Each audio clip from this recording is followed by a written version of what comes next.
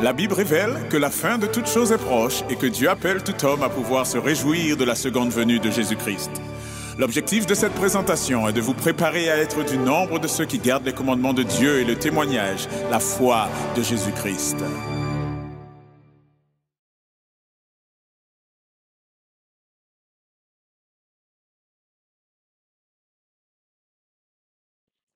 Eh bien, je souhaite à toutes et à tous un très bon sabbat et que la paix du Seigneur soit sur chacun d'entre nous.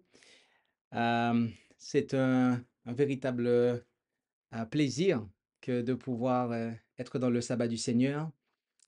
Et je tiens à saluer toutes celles et ceux qui euh, suivent ce service à distance. Et quel que soit l'endroit où vous êtes, un excellent sabbat vous est souhaité.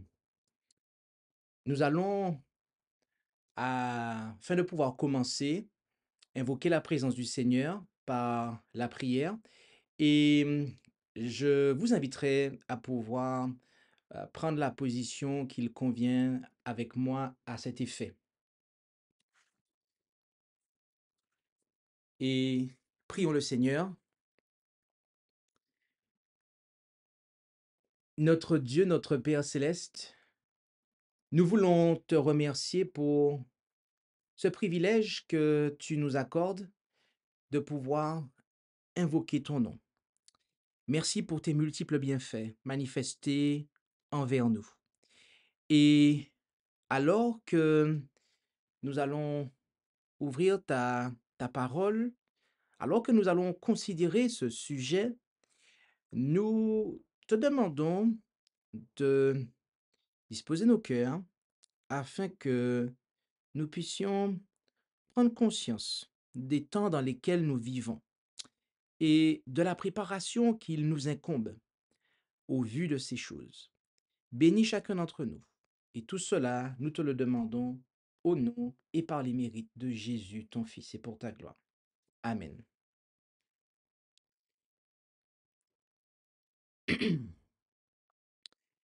Le titre de cette présentation est Lauda Te Deum, l'appel au gouvernement mondial conduit par les USA. United States of America, c'est-à-dire les États-Unis d'Amérique. Et il s'agira de notre 9e présentation, de notre 6e année, de notre série des signes des temps. Lauda Te Deum, l'appel au gouvernement mondial conduit par les USA. Qu'est-ce que Lauda Te Deum?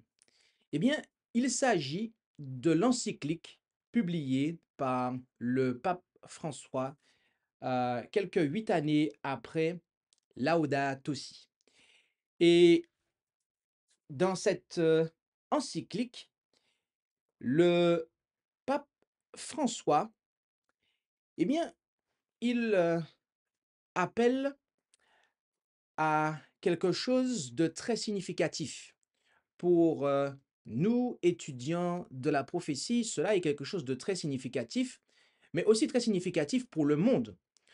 En effet, nous allons voir dans quelques instants qu'il appelle en définitive à la préparation du prophète de Satan. Et dans cette encyclique, Laudate Deum, qui a été publié le 4 octobre 2023, il parle des évêques des États-Unis qui ont très bien exprimé le sens social de notre préoccupation à l'égard du changement climatique. Et notez que dès le paragraphe 3, il parle des évêques des États-Unis. Gardez ça à l'esprit. Ensuite, dans cette encyclique, eh bien, il continue au paragraphe 35 lorsqu'on parle de la possibilité d'une forme d'autorité mondiale régulée par le droit, il ne faut pas nécessairement penser à une autorité personnelle. D'accord?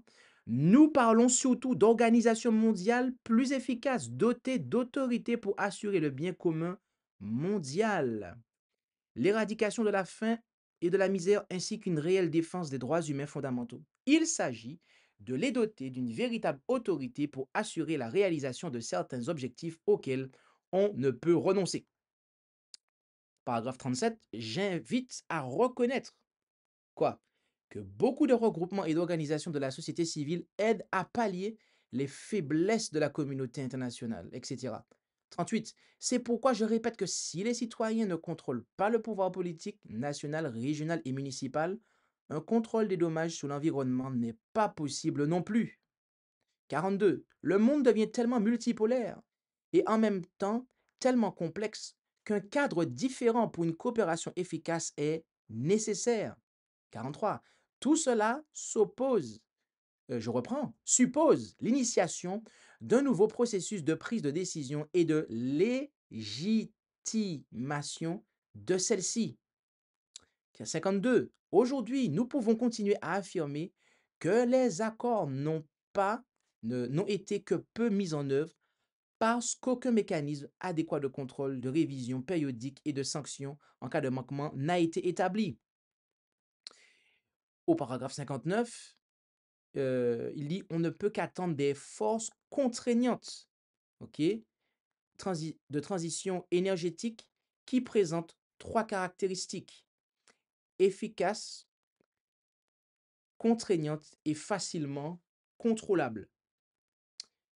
Il parle de politiques internationales. Notez ici que dans cette encyclique, Laudate Deum, eh bien, il remet une couche supplémentaire à celle qui avait déjà été mise avec Laudato Si. D'accord? Les choses ne vont pas assez vite. Donc, une couche est remise avec cette encyclique. Mais le dernier paragraphe de notre diapo ici doit retenir notre attention à la lumière de ce qu'on a vu au paragraphe 3. En effet, au paragraphe 72, il dit, si nous considérons que les émissions par habitant aux États-Unis sont environ le double de celles d'un habitant de la Chine et environ 7 fois supérieures à la moyenne des pays les plus pauvres, nous pouvons affirmer qu'un changement généralisé du mode de vie irresponsable du modèle occidental aurait un impact significatif à long terme. Dans ce paragraphe, le pape François est en train de faire un reproche au modèle occidental à la tête duquel se trouvent les États-Unis d'Amérique. Donc, il appelle ici les États-Unis d'Amérique à être exemplaires, car ce sont les plus gros pollueurs mondiaux. Il les appelle en fait à être exemplaires et se positionner en tête à l'égard de toutes les mesures qui doivent être prises ici. Et arrivé à ce stade, et je le dis pour celles et ceux qui considéreraient cette série de présentations, les signes des temps, on pourrait se poser la question, mais en quoi cela est-il intéressant? En quoi cela est-il significatif? Et qu'est-ce que cela implique et va impliquer? Eh bien, il nous faut réaliser, avant que nous répondions à cette question, nous allons voir quelle a été la réaction de la présidence, d'accord, de la Maison-Blanche suite à cette encyclique. En effet, quelque temps après, on a vu des dirigeants catholiques et des fonctionnaires de la Maison-Blanche parler du changement climatique à l'approche de la COP 28. Trois évêques catholiques américains et la directrice d'une conférence religieuse ont rencontré des représentants de l'administration Biden le 17 novembre pour discuter des priorités de l'Église catholique pour ce que le pape a appelé notre planète qui souffre. Et donc, parmi les principaux membres de la délégation figuraient l'archevêque John C. Wester, l'évêque Edward G. Wiesenberger et l'évêque Joseph G. Tyson, ainsi que Sir Carol Zing, qui est à la tête d'une conférence de femmes religieuses qui représente 302 congrégations religieuses américaines qui se sont rendues à la Maison-Blanche pour faire part de leurs préoccupations avant la COP28, la conférence des Nations Unies sur le changement climatique qui se tient à Dubaï, dans les Émirats arabes unis. La délégation s'est entretenue avec John Podesta, conseiller principal du président pour l'innovation et la mise en œuvre des énergies propres, Ali Zaidi, conseiller national pour le climat, et John McCarthy, conseiller principal pour l'engagement politique. Nous sommes des hommes et des femmes d'église, a déclaré l'évêque Wiesenberger au OSV News. Et nous faisons l'écho de ce que nous trouvons dans l'Écriture, l'enseignement cohérent de l'Église, est mis en évidence par le pape François dans quoi? Dans Laudato Si et Laudate Deum, à savoir qu'il ne s'agit pas seulement d'une question ou d'un problème scientifique, il s'agit d'une question théologique et spirituelle. Notez bien cela. Et maintenant, notez quel fut, eh bien, le constat, la réaction. Donc l'évêque catholique Wiesenberger, eh bien, il a trouvé les représentants de l'administration Biden, comment? Indifférents? Non, pas du tout, réceptifs à ce message. Il les a trouvés réceptifs à ce message. Et Ellis, donc un membre de la délégation catholique, a été impressionné par comment? Par le sérieux avec lequel la Maison-Blanche a pris ses leaders religieux. Autrement dit, eh bien, ces leaders religieux sont venus à la suite de l'encyclique Laudate Deum, qui eh bien, fait suite à celle de Laudato Si. Ils sont venus pour eh bien, présenter à la première puissance mondiale, et notamment ce qui est le plus grand pollueur, d'après les termes du pape François, eh bien, qu'ils doivent agir.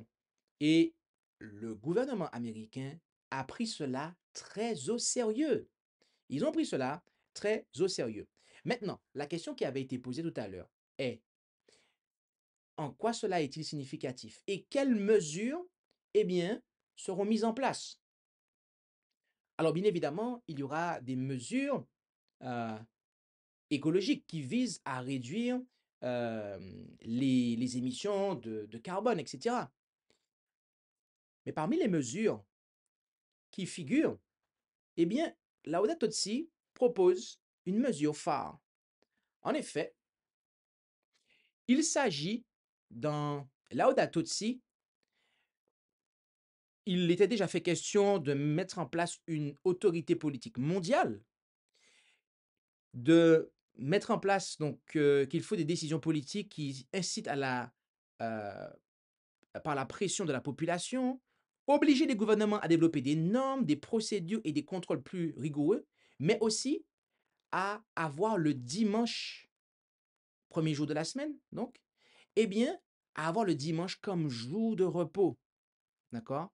Et que toutes les communautés chrétiennes ont un rôle important dans cette éducation. Donc, Laudato Si, dans cette encyclique, le pape François préconise eh bien, la sanctification du dimanche comme moyen de lutte efficace contre eh bien, le réchauffement climatique. D'accord? Et quand nous regardons ce qui se passe de nos jours, eh bien, nous voyons, et nous avons déjà démontré cela, eh bien, que de plus en plus, ce son de cloche est de plus en plus entendu. À savoir que, eh bien, il faut revenir à un jour de repos, de manière à ce que, eh bien, les émissions de carbone soient diminuées, comme c'était le cas pour le Covid. D'accord? Comme c'était le cas pour le Covid. Pendant le Covid, on a vu des oiseaux revenir en ville, des oiseaux chanter, etc. On a vu la nature reprendre. Et donc, il faudrait instituer ça à moindre échelle, en fait. Bien aimé, l'Écriture nous dit quelque chose. En Apocalypse 13, versets 11, 12, 16 et 17, puis je vis une autre bête monter de la terre. Cette bête représente les États-Unis d'Amérique, qui avait deux cornes semblables à celles d'un agneau. Et elle parlait comme un dragon, et elle exerçait toute la puissance de la première bête, qui elle représente la papauté, en sa présence, et elle faisait que la terre et ses habitants adoraient la première bête dont la plaie mortelle avait été guérie. Verset 16. Et elle faisait que tous, petits et grands, riches et pauvres, libres et esclaves, prenaient une marque à la main droite et au front. Et personne ne pouvait acheter ni vendre s'il n'avait la marque ou le nom de la bête ou le nombre de son nom. L'Écriture nous parle ainsi en ces termes de la papauté et des États-Unis d'Amérique. La prophétie biblique nous parle en ces termes de la papauté et des États-Unis d'Amérique. En ce que, eh bien, elle nous présente que les États-Unis d'Amérique, eh bien, vont agir pour, eh bien, promouvoir la politique de la papauté, et ce notamment dans la formation de l'image de la bête, d'accord?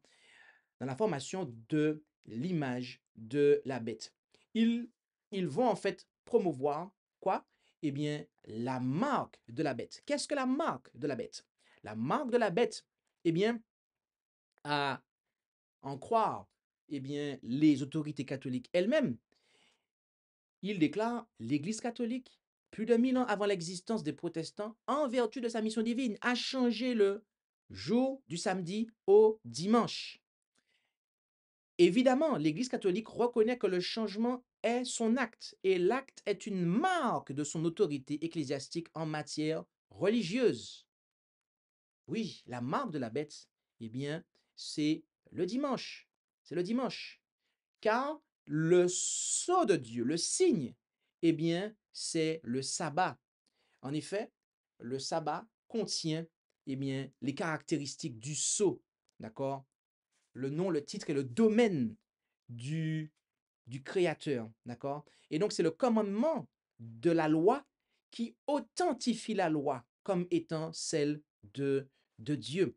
Oui, le sabbat du septième jour, qui a lieu du vendredi coucher du soleil au samedi coucher du soleil, eh bien, il contient le signe, le sceau, le sceau de Dieu. Et par opposition, la contrefaçon, le dimanche, est la marque de la bête. Et bien aimé, nous voyons que ces choses sont en train d'avancer. Nous voyons que le pape François appelle ouvertement les États-Unis d'Amérique à être en tête, à être exemplaires, autrement dit, à se mettre en tête pour ces changements et donc à aller en tête de ce gouvernement mondial.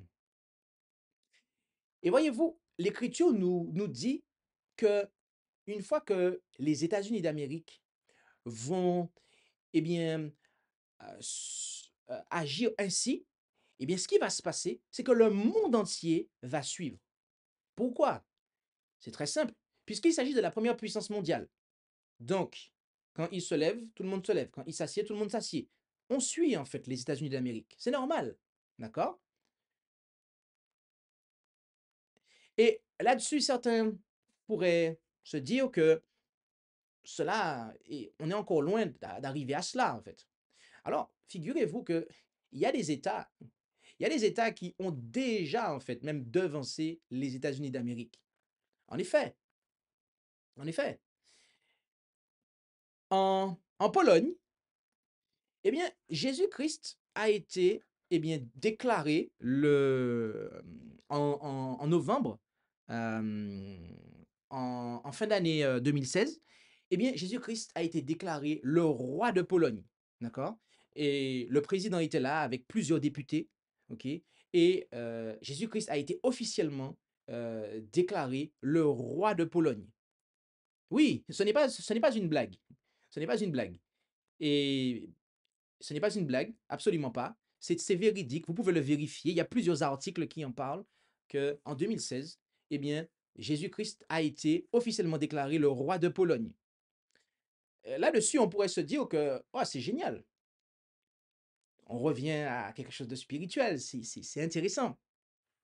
Alors, la Pologne, il faut savoir qu'elle est composée à 90% de sa population est à 90% catholique. Donc le Jésus-Christ qu'ils ont mis roi, bah, c'est un Jésus forcément qui est un Jésus qui est conforme, à la compréhension catholique. OK?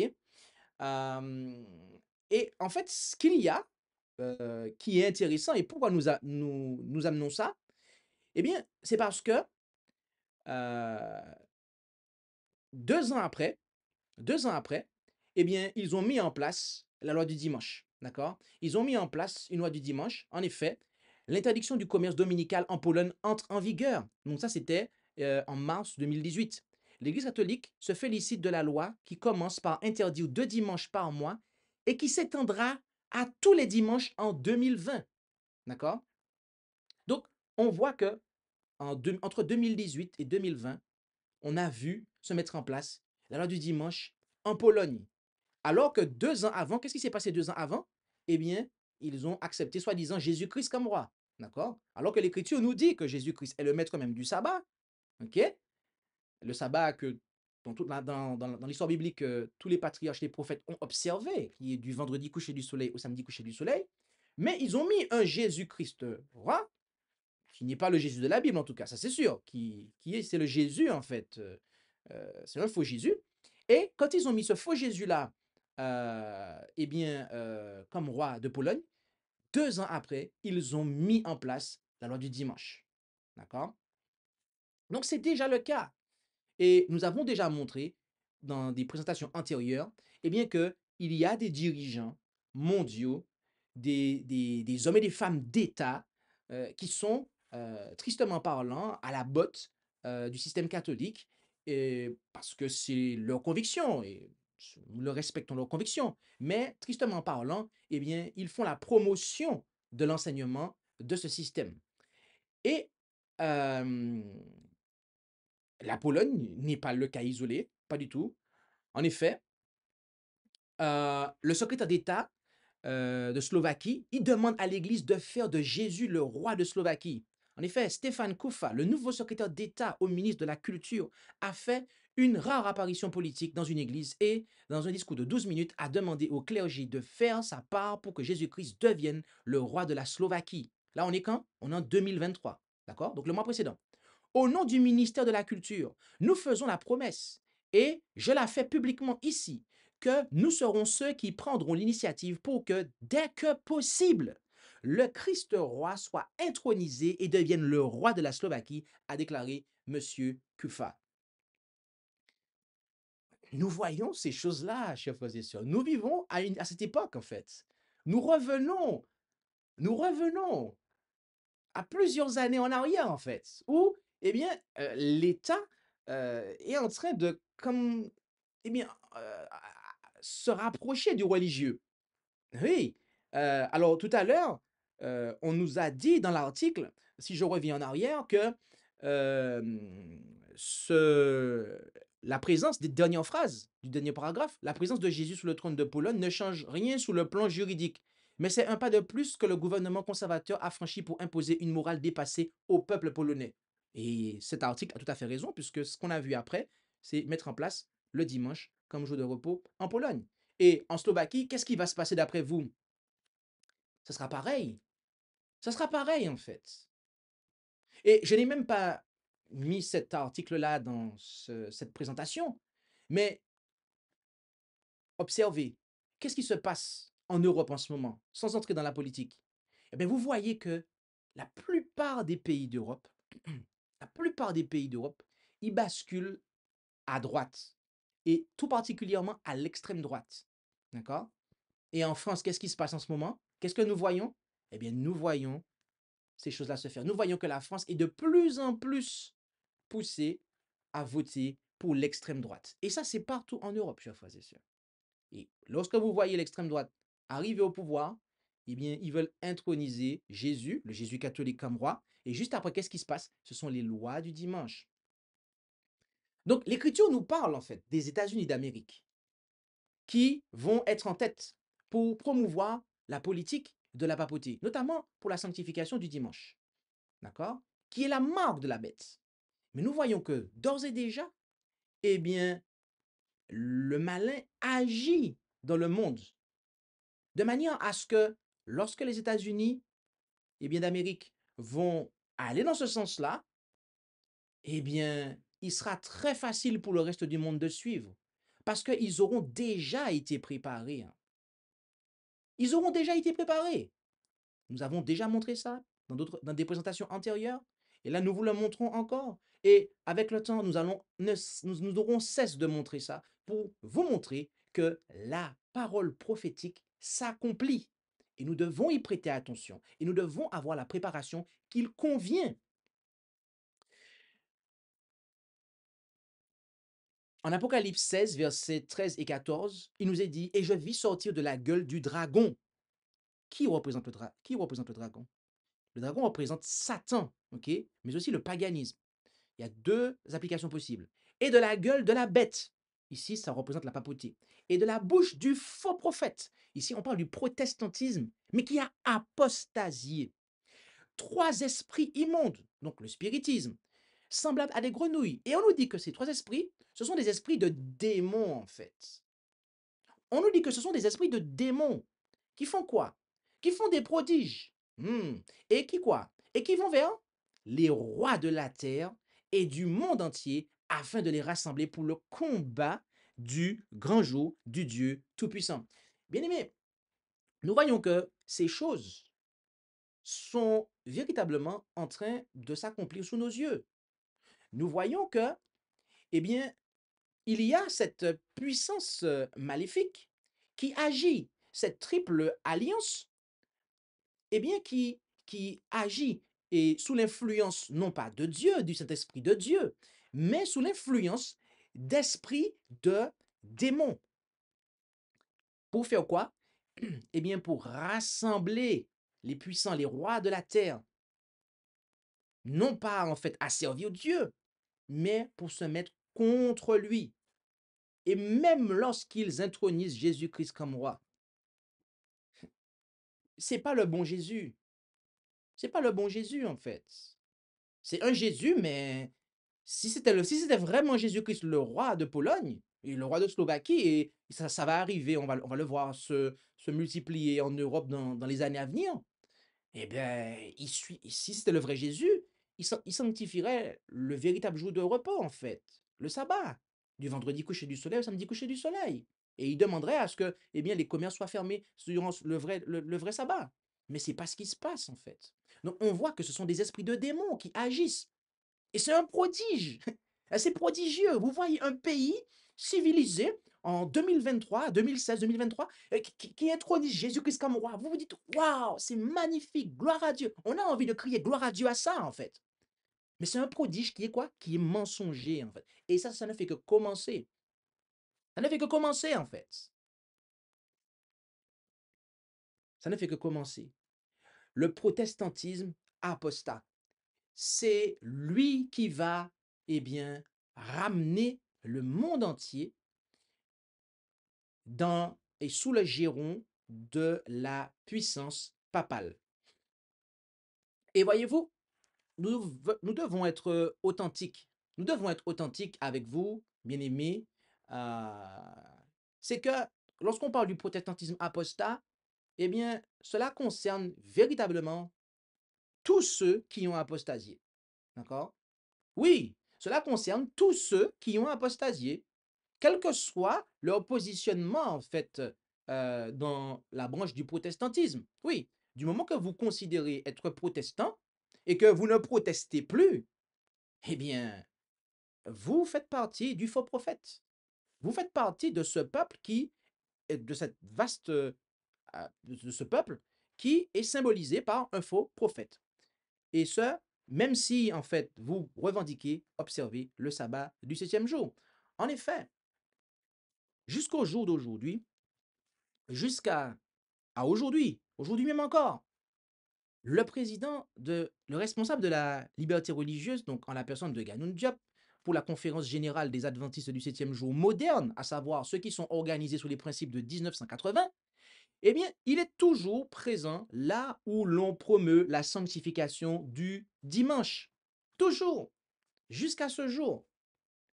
Et cela n'est pas étonnant. Cela ne devrait étonner personne, puisque, eh bien, l'esprit qui guide ce département de la liberté religieuse a eu l'occasion, et ça nous l'avons déjà présenté dans une présentation antérieure, mais nous rappelons cela pour nos amis qui rejoignent cette série de présentations, pour qu'ils sachent en fait. C'est en partie pour éviter d'être considéré comme une secte que l'Église adventiste a rejoint le mouvement œcuménique. Donc là, on parle de l'Église adventiste moderne, hein, l'organisation qui est organisée sous les principes de 1980. Et c'est justement le rôle du département de la liberté religieuse et des affaires publiques de nous amener à concevoir les choses avec beaucoup plus de quoi? De souplesse. L'idée d'une unité de toutes les églises a pour origine les conciles de l'Église catholique. Il faut des ponts. Et donc, nous sommes là pour être des ambassadeurs, créer des ponts, des passerelles. Et ça demande de rencontrer l'autre. Au sein du christianisme, nous partageons le même credo, le je crois en Dieu. Il est récité par les catholiques et nous pourrions le réciter. Et c'est pour cela que l'œcuménisme a vu le jour, pour tenter de créer une paix, de créer une compréhension, une convergence. Notre Église, dit-il, donc l'Église moderne, l'Église adventiste moderne, qui est basée sur les principes de 1980. Notre Église, elle est catholique. Oui, nous sommes adventistes, mais nous sommes avant tout catholiques. À partir du moment où on est chrétien, on est catholique. L'Église s'adapte à ce contexte pour survivre et pour présenter l'Évangile. Voilà un extrait des propos tenus par Daniel Millard qui, eh bien, jusqu'à ce jour, hein, sauf erreur de ma part, est toujours en fonction pour la Fédération des Adventistes du 7e jour de la Martinique. Les Adventistes du 7e jour organisés sous les principes de 1980. D'accord? Bien aimé, nous voyons que il y a là véritablement un discours qui est trompeur, comme nous l'avons déjà dit, un discours qui ne correspond pas du tout au discours que doit avoir un prophète, le prophète de Dieu. Élie, qui était le prophète de Dieu, et l'Écriture nous dit que Élie doit revenir. Eh bien, il ne s'exprime pas ainsi, car on a là un discours qui, en aucune manière, eh bien, ne vient poser un problème à, au conseil œcuménique des églises, à ceux qui sanctifient le dimanche, mais bien au contraire. On a là un discours d'endormissement. On a là une théorie du sommeil. Oh oui, cette théorie-là, vous pouvez, ces enseignements-là, toutes ces paroles-là, vous pouvez les ranger dans la catégorie des théories du sommeil. Et en disant ça, je fais un petit clin d'œil au séminaire qui a été tenu la semaine dernière, ici en France, où j'ai eu l'occasion de développer ça. Donc, je vous invite, si ce n'est pas déjà fait, à vous rendre sur la chaîne YouTube ASJH 1889 de France et à considérer ce séminaire, notamment la partie 1 et la partie 2. La partie 1 a pour titre les théories du sommeil. Ça, c'est une théorie du sommeil. C'est pour ça que nous disons que malheureusement, nos bien-aimés dans l'Église moderne dorment parce que les dirigeants les font dormir. Et, mais Dieu, voyez-vous, il, il prépare, il prépare en fait un peuple. Il a un peuple, malgré qu'il y a de faux prophètes, malgré qu'il y a un peuple qui est représenté par un faux prophète. Dieu a son prophète. Et qui est son prophète? Eh bien, le prophète de Dieu, on nous en parle en Apocalypse 10, versets 10 et 11. Et je pris le petit livre de la main de l'ange et le dévorai, et il fut doux dans ma bouche comme du miel. Mais quand je l'eus avalé, mes entrailles furent remplies d'amertume. Et fut d'amertume, oui. Alors il me dit, il faut que tu prophétises encore sur un grand nombre de peuples et de nations et de langues et de rois. Et on parle ici de ceux qui annoncent l'évangile éternel. C'est ceux qui l'annoncent à ceux qui habitent sur la terre, à toute nation, tribu, langue et peuple, qui invitent les gens à craindre Dieu, à lui donner gloire, car l'heure de son jugement est venu, et à adorer celui qui a fait le ciel, la terre, la mer et les sources d'eau. Ici, le prophète de Dieu bien-aimé, c'est l'adventisme du 7e jour qui est basé sur les principes historiques, les principes de 1889. Nos pionniers, eh bien, sont ceux qui ont accompli cette prophétie. À partir de 1844, eh bien, ils ont accompli cette prophétie. Au sortir du grand désappointement de 1844, ils ont reçu cette invitation, cette commission à prêcher l'évangile. D'accord? Ce n'est pas en 2023 ou en 1980, ok, lorsque des nouvelles croyances sont apparues, que, eh bien, on a vu un peuple qui se mit à prêcher l'évangile convenablement. Non, non. Et voyez-vous, ce peuple de, qui est représenté par le prophète, parce que on s'adresse à lui en disant, il faut que tu prophétises. D'accord? Donc ici, on parle deuxième personne du singulier. Donc, ce peuple adventiste est représenté par un prophète, un vrai prophète. Et en aucune manière, il ne prêtait allégeance. Il ne prêtait allégeance à la papauté. Et aujourd'hui, il y a, eh bien, ils ont une descendance, un peuple, une église organisée sous les mêmes principes qui ne prête pas non plus allégeance à la papauté parce que dans ses croyances fondamentales, d'accord, dans nos croyances fondamentales, dans mes croyances fondamentales, eh bien, nous croyons, nous déclarons pleinement que l'homme de péché est la papauté. D'accord? Voilà. Et donc ça, c'est clair. Et donc, on ne peut pas faire d'œcuménisme. Pourquoi? Parce que c'est c'est intégré à ce que nous croyons. C'est un fondement, en fait. Ce que l'Église moderne n'a pas. Ils n'ont pas ce fondement-là, en fait. Et c'est pour ça qu'ils peuvent faire de l'œcuménisme. Parce que ils n'ont rien et n'ont rien qui leur permette de ne pas s'associer avec la papauté. Et donc, ce peuple doit, eh bien, pouvoir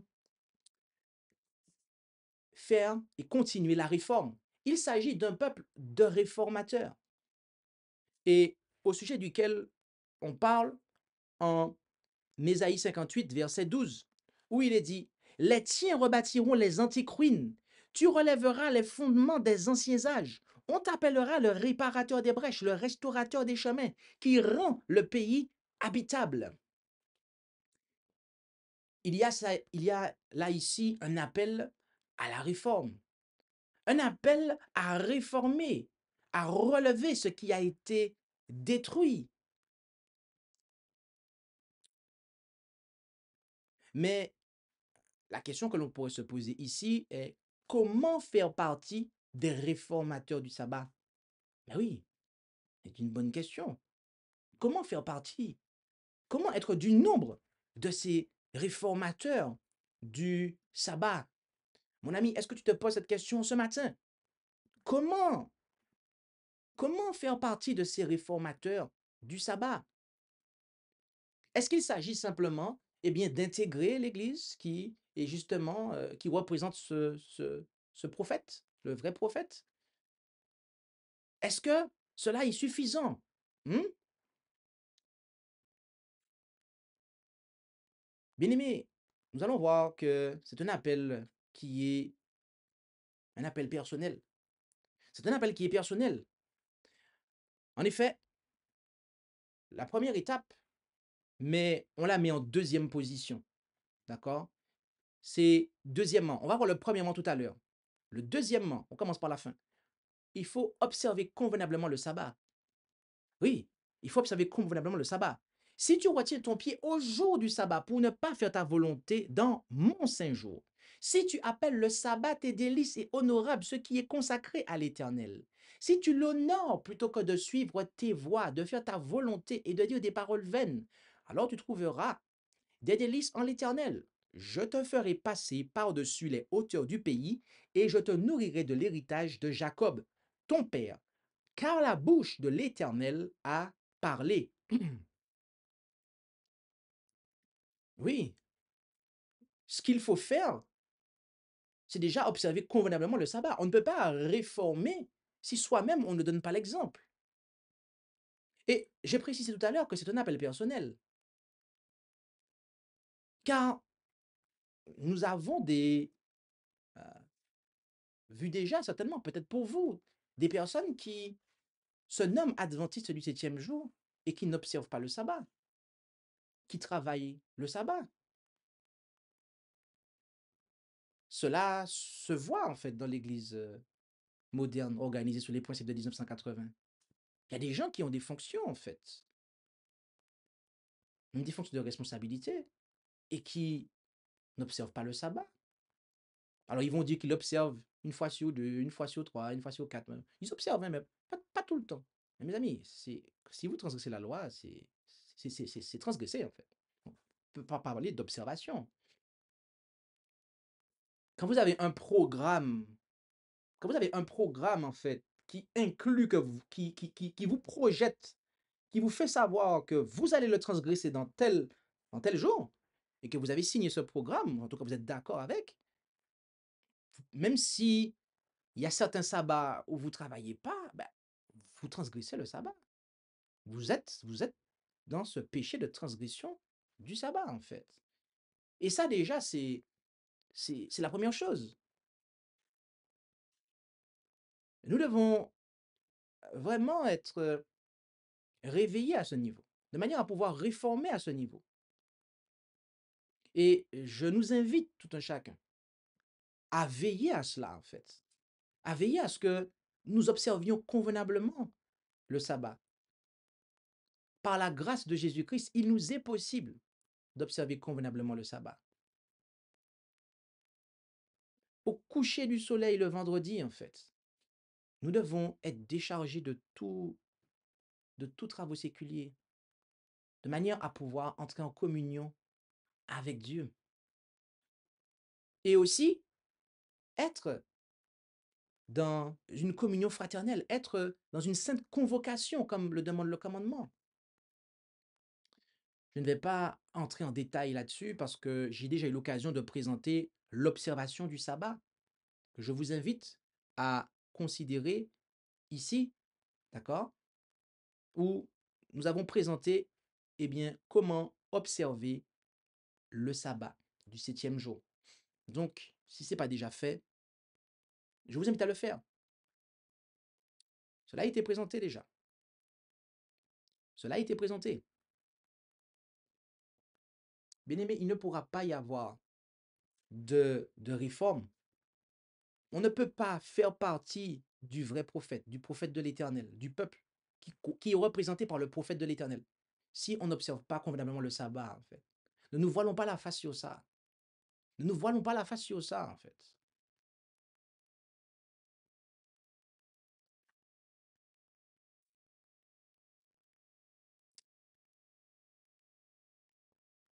Ça, c'était le deuxième point.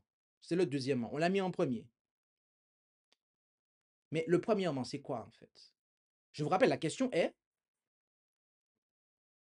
comment faire partie des réformateurs du sabbat? Puisqu'on nous dit, les tiens rebâtiront. Notez que nous avons souligné les tiens. Qui sont ces les tiens-là, en fait? Qui sont ces les tiens? Les tiens-là, qui sont-ils? De qui parle-t-on? Alors, déjà, quand vous voyez les tiens, ben, il faut venir en arrière pour savoir de qui on parle. Donc, on va maintenant, à partir de maintenant, on va étudier les versets précédents d'Ésaïe 58 pour savoir, eh bien, qui sont les gens auxquels on se réfère au verset 12 de les tiens. D'accord? Ok. Alors, on va étudier ça ensemble pour la suite et pour jusqu'à la fin de cette présentation, enfin, pour la suite, pas la fin, parce qu'on va conclure avec d'autres versets. On a vu quelque chose. Mais premièrement, eh bien, c'est la pratique de la vraie religion. La pratique de la vraie religion. En effet, regardons les versets précédents. N'est-ce pas plutôt ici le jeûne auquel je prends plaisir? Qu'on dénoue les liens de la méchanceté, qu'on délie les courroies du joug, qu'on renvoie libres les opprimés, et que tout joug soit brisé. N'est-ce pas que tu partages ton pain avec l'affamé, que tu fasses entrer dans ta maison les malheureux errants, que tu revêtes ceux que tu vois nus, et ne te détourne pas de ton semblable? Alors ta lumière poindra comme l'aurore, et ta guérison se montrera promptement. Ta justice ira devant toi, et la gloire de l'Éternel sera ton arrière-garde. Alors tu appelleras, et l'Éternel répondra. Tu crieras, et il dira, me voici. C'est quoi la condition ici? C'est quoi la condition? On l'a déjà vu au verset 6, mais on va le reprendre ici. Si tu ôtes de toi l'oppression, le doigt levé insolemment et les paroles criminelles, si tu fais part de ta subsistance à l'affamé et que tu rassasies l'âme affligée, ta lumière se lèvera dans l'obscurité et tes ténèbres seront comme le midi. L'Éternel te conduira continuellement, il te rassasiera dans les lieux arides, il donnera la vigueur à tes eaux, et tu seras comme un jardin arrosé, comme une source dont les eaux ne trompent jamais. Autrement dit, ne manquent jamais en fait. Bien-aimé, au verset 12, lorsque le Seigneur dit les tiens rebâtiront les antiquines, eh bien, il fait allusion à ces personnes en fait, à ceux qui ôtent du milieu de l'oppression, le doigt levé insolemment, les paroles criminelles, qui font part de leur subsistance à l'affamé, qui rassasient l'âme affligée. D'accord?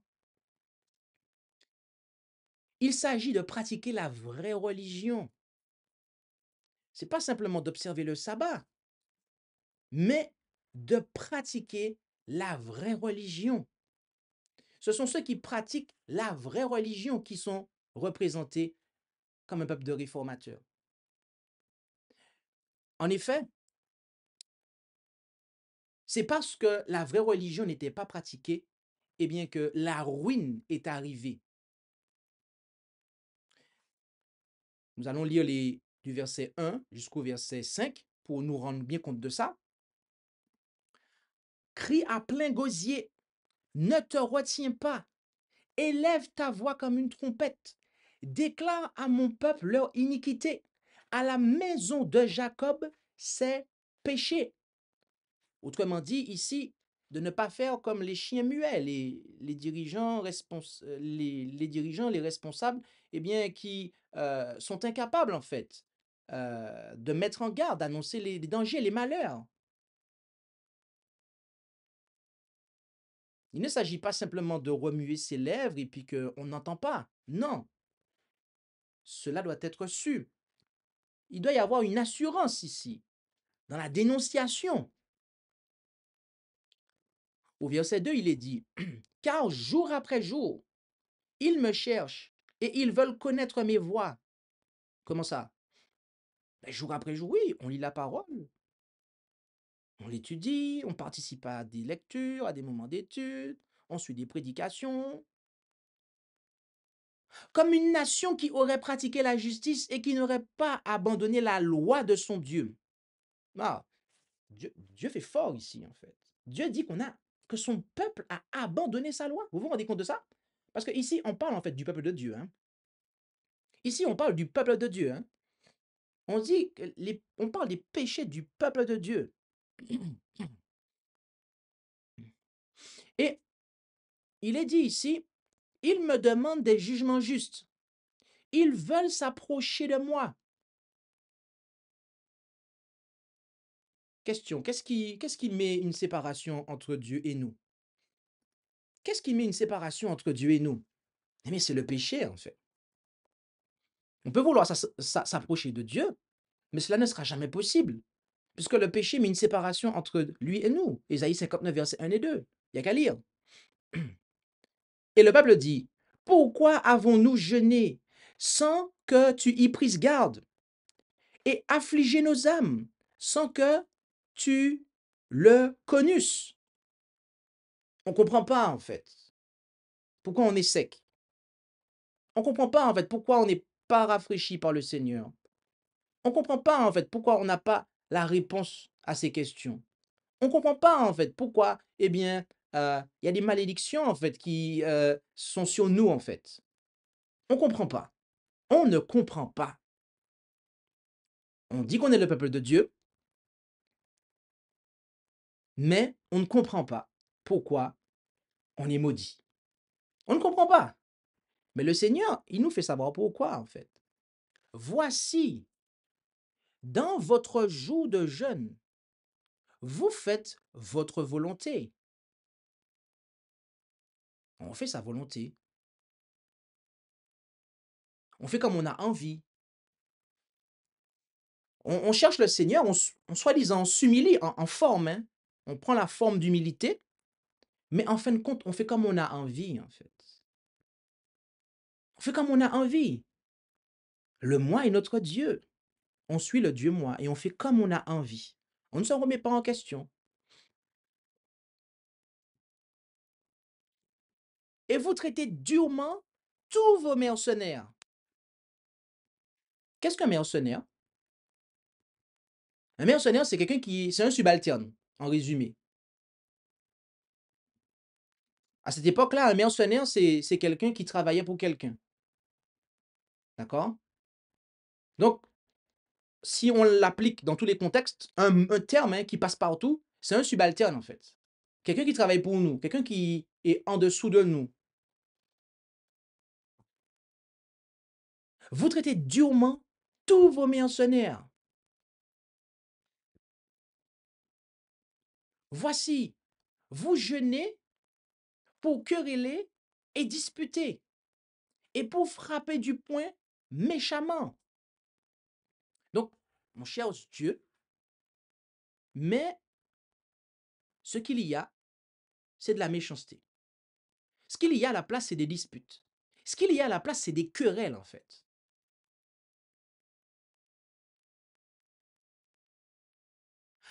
Et le Seigneur dit, vous ne jeûnez pas comme le veut ce jour, pour que votre voix soit entendue en haut. Et forcément, la voix ne peut pas être entendue en haut, puisque ce que Dieu entend, c'est quoi? Eh bien, le moi qui parle, on traite durement les subalternes.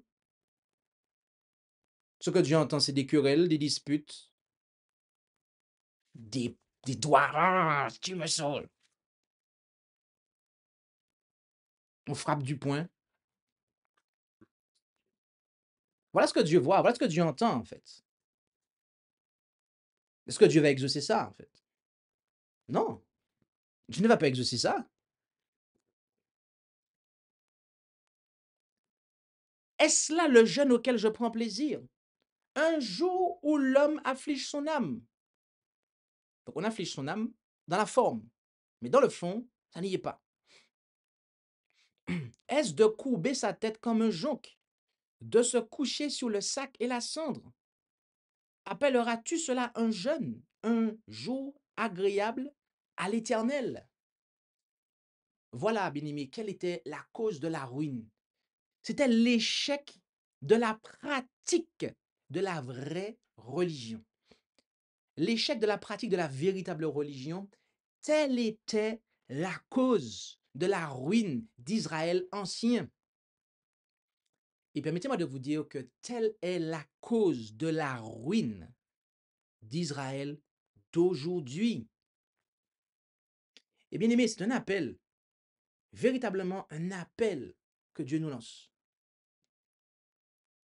Il nous appelle personnellement à revenir à la pratique de la véritable religion. Dieu nous invite à pratiquer la véritable religion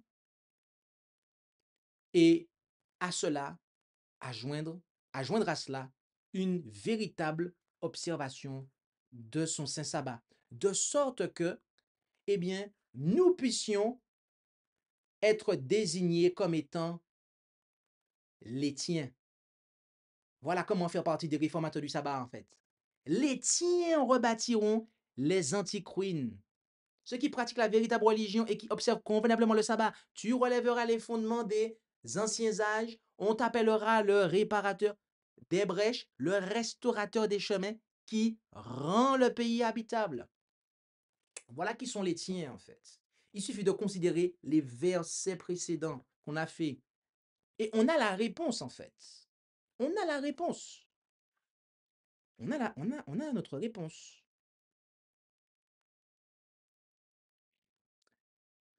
Bien aimé, voulons-nous faire partie de ces réformateurs du sabbat? Voulez-vous faire partie de ces réformateurs du sabbat? Si la réponse est oui, alors il y a deux choses. Pratiquer la véritable religion et observer convenablement le sabbat, en fait. Autrement dit, faire la volonté de Dieu. Faire la volonté de Dieu en tout point.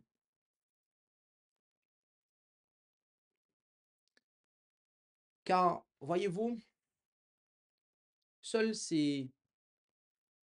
ceux-là seront prêts pour le retour de Jésus. Êtes-vous prêt pour le retour de Jésus? Es-tu prêt pour le retour de Jésus, mon ami? Peut-être que tu te poses encore la question, à savoir si tu es prêt ou pas. Voyons voir. Luc 12, versets 45 et 46. Mais si ce serviteur dit en son cœur, mon maître tarde à venir, et qu'il se mette à battre les serviteurs et les servantes, à manger, à boire et à s'enivrer. Là, on parle de qui là? Eh bien, contextuellement parlant, on parle de ceux qui ne pratiquaient pas la vraie religion, en fait. Ils traitaient durement leurs subalternes et compagnie, etc. Jésus-Christ fait allusion à ça, en fait.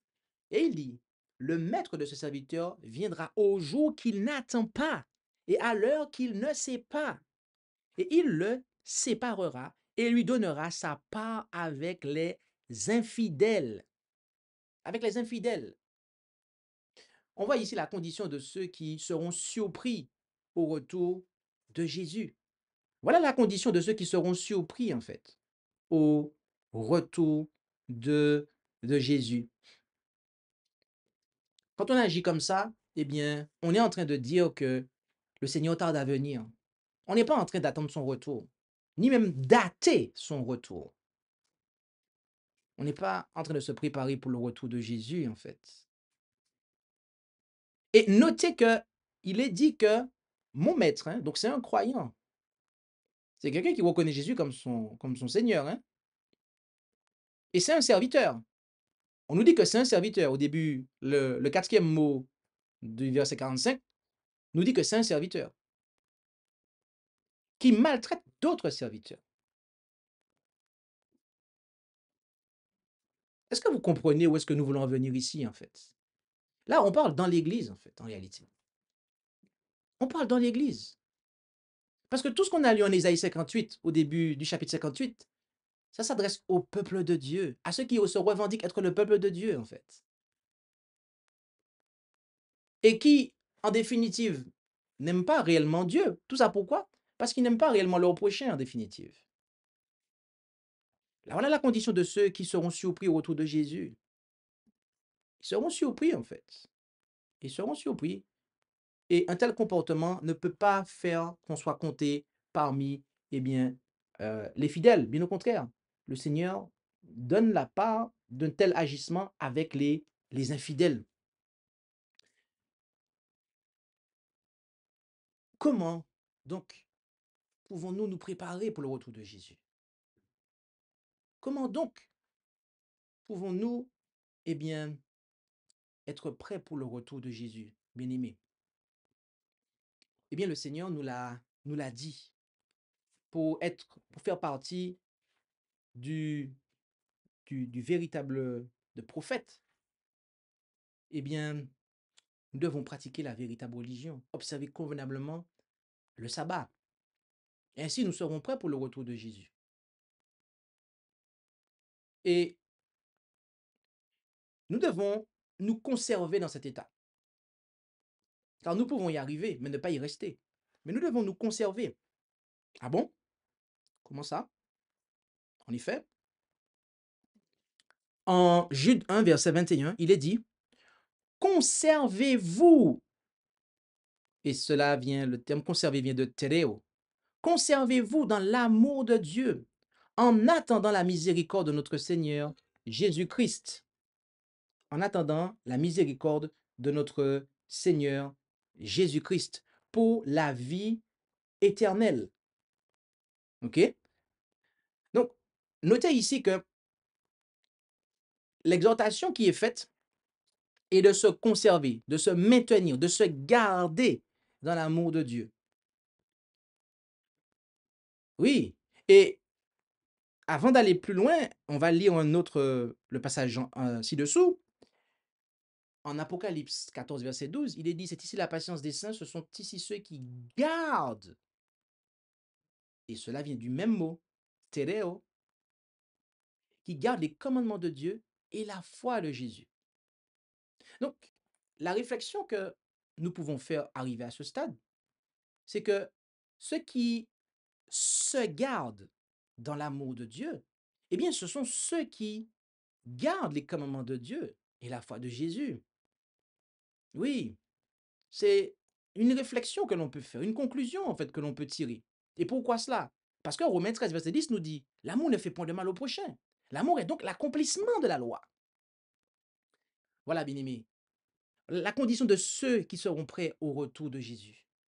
La condition, eh bien, ce, de ce peuple représenté par un prophète, un peuple de réformateurs qui se tiendra en fait face aux faux prophètes, face à la bête et à son image, face à la bête et aux faux prophètes, eh bien, qu'animeront et que commence à, à utiliser le diable.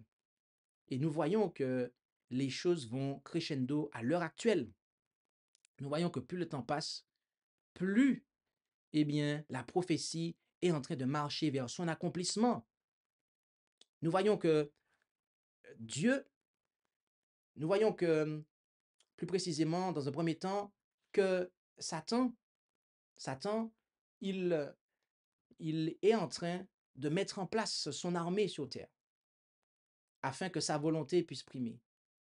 Mais ça, c'est une contrefaçon. Il fait ça parce que Dieu, eh bien, est en train de mettre en place son peuple, est en train de susciter un peuple, un véritable prophète, pour annoncer la justice aux nations. Et, et bien aimé, nous devons être à la tête. Nous devons être cet exemple. Le monde attend que soit manifestée la gloire de Dieu. Et c'est au peuple de Dieu qu'incombe cette mission de manifester la gloire de Dieu. Alors, plaise à Dieu que nous puissions comprendre ces choses, comprendre les signes qui nous permettent de voir les temps dans lesquels nous vivons, afin que nous puissions réaliser la préparation qu'il nous incombe d'avoir à nous qui vivons dans ce temps, à nous qui voulons, à nous qui voulons eh bien, être prêts pour le retour de Jésus. Ceux qui seront prêts pour le retour de Jésus, bien-aimés, ils seront des réformateurs. Ils seront des réformateurs. On ne peut pas dire on se prépare pour le retour de Jésus et qu'on reste inactif, qu'on se prépare pour le retour de Jésus, en fait, et qu'on fait sa propre volonté. Non, mais se préparer pour le retour de Jésus, c'est pratiquer la véritable religion, observer le véritable sabbat, d'accord? Et en agissant ainsi, eh bien, on se conserve dans l'amour de Dieu, on garde les commandements de Dieu et la foi de Jésus. Et donc, on est prêt, on se prépare et on sera prêt pour le retour de Jésus si on persévère ainsi. Bien-aimés, je vous invite, le Seigneur nous invite à nous conserver dans son amour. Nous avons besoin de cela, en fait. Combien de croyants ne voyons-nous pas qui ont du mal à comprendre l'amour de Dieu? Et ça, c'est la cause, c'est la raison pour laquelle, en fait, le peuple de Dieu n'est pas encore en train de donner le grand cri. C'est parce que le peuple de Dieu n'a pas encore une bonne compréhension de l'amour de Dieu. C'est parce qu'en tant que peuple, eh bien, nous avons du mal à discerner la plénitude, la profondeur de l'amour de Dieu. Ce qui n'est pas vécu, en fait, en conséquence, au milieu de nous. Mais nous avons été exhortés à nous conserver dans l'amour de Dieu. Si nous savions que, eh bien, il va y avoir une famine, que les magasins vont être fermés, d'accord? Ce que l'homme naturel est tenté de faire, c'est d'aller au magasin avant qu'on ferme le magasin, aller à la station de manière à pouvoir, eh bien, avoir des conserves, de manière à pouvoir, eh bien, avoir de quoi. Mais aujourd'hui, nous devons, nous devons en fait rassembler toutes les rayons de lumière de l'amour de Dieu, de l'amour que Dieu nous a manifesté en Jésus-Christ, son Fils. Nous devons rassembler tout ce que nous pouvons rassembler en fait. Car viendra un temps, cela ne sera plus possible. Viendra un temps, cela ne sera plus possible. Donc, nous devons nous conserver, nous maintenir, nous garder dans cet amour. Cela sera une puissance pour nous en tant que peuple. La pratique de la véritable religion. Cela nous permettra de pratiquer la véritable religion et d'observer convenablement le sabbat. Car seuls ceux qui, effectivement, aiment Dieu véritablement, eh bien, observeront le sabbat comme il se doit, parce qu'ils le feront par amour pour Dieu. L'amour de Christ nous presse, car nous estimons que si un seul est mort pour tous, donc tous donc sont morts pour lui. Amen. Que Dieu nous bénisse tous. Amen. Eh bien, nous allons prier. Je vous invite, là où c'est possible, à prendre la position qu'il convient pour la prière. Et prions le Seigneur.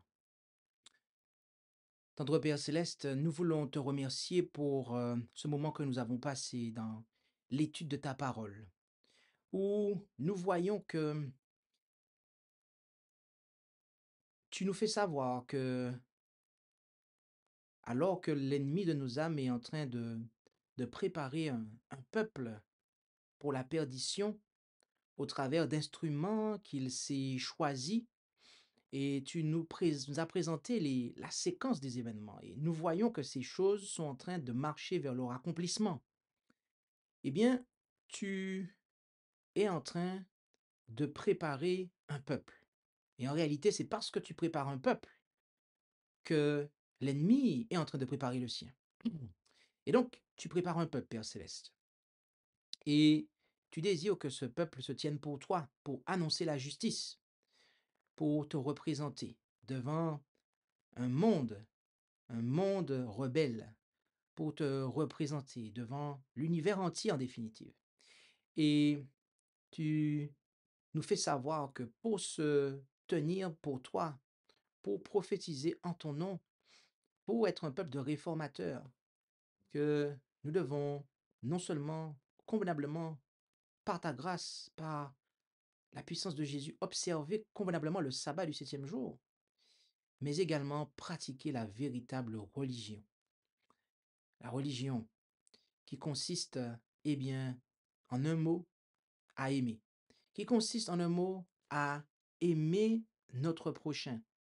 Pas simplement comme nous-mêmes, mais comme Jésus-Christ nous a aimés. Alors, Père Céleste, nous te demandons de nous aider à pouvoir, eh bien, nous détourner de tout ce qui est mauvais et à ce qu'il y ait une véritable reconversion pour que nous soyons pas simplement des adhérents, mais des pratiquants de la véritable religion, de sorte que nous puissions, eh bien, te représenter dignement. Alors, aide-nous, aide chacun d'entre nous, Père Céleste, quel que soit là où nous nous situons, quelle que soit la position que nous occupons dans ton œuvre, à pouvoir, eh bien, pratiquer la véritable religion, et de sorte que nous puissions être ce peuple de réformateurs, ce peuple qui annoncera la justice, ce peuple qui se tiendra pour toi, que nous puissions nous conserver dans ton amour, nous garder dans ton amour, et ainsi nous garderons les commandements de Dieu, la foi de Jésus. Et tout cela, nous te le demandons au nom de Jésus et pour ta gloire, Père. Amen. Merci d'avoir écouté cette présentation avec intérêt. Pour plus d'informations, consultez notre site internet lereste.org et suivez-nous sur Facebook ainsi que sur YouTube à @lereste. Vous pouvez aussi nous contacter par email à info@leres.org ou par téléphone au +33 6 12 60 13 69.